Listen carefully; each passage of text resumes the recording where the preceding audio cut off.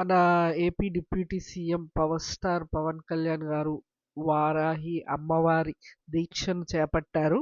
ఈ దీక్ష మొత్తం 11 రోజుల పాటు కొనసాగించబోతున్నారు. ఈ దీక్షలో పాల్గొంటున్న పవన్ కళ్యాణ్ గారు ఓన్లీ ద్రవాహారం మాత్రమే తీసుకోవాలి. పాలు, పళ్ళు అండ్ వివిధ రకాలైన ద్రవాహారం తీసుకోవాలి. అండ్ కటిక నేలపైన పడుకోవాలి. పాదరక్షలు కూడా ఏమీ లేకుండా, చెప్పులు లేకుండా నడవాలి. పగలు, సాయంత్రం అమ్మవారికి కుంకుమార్చన చేస్తూ భక్తి శ్రద్ధలతో పూజ చేయాలి. అమ్మవారి రూపాల్లో ఒకటైనదే ఈ వారాహి రూపం. ఇదివరకు పవన్ కళ్యాణ్ గారు ఎన్నికల ప్రచారానికి ప్రారంభించే ముందు కూడా ఈ దీక్షను చేపట్టారు. తన వాహనానికి కూడా వారాహి అని నామకరణం చేసుకున్నారు. ఇంతకుముందు ఈ దీక్ష చాలా కొద్ది మందికి మాత్రమే తెలుసని, పవన్ కళ్యాణ్ గారు వల్లే పాపులర్ అయిందని కొంతమంది పండితులు చెప్తున్నారు.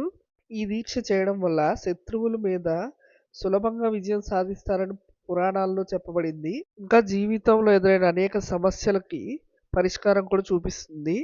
నరదిష్టి, చెడు దిష్టి వంటి వాటివి ఏమైనా ఉంటే ఈ దీక్ష వల్ల అవన్నీ తొలగిపోతాయని చెప్తున్నారు. ప్రతి ప్రయత్నంలోనూ అద్భుతమైన విజయాలు సాధిస్తారంట.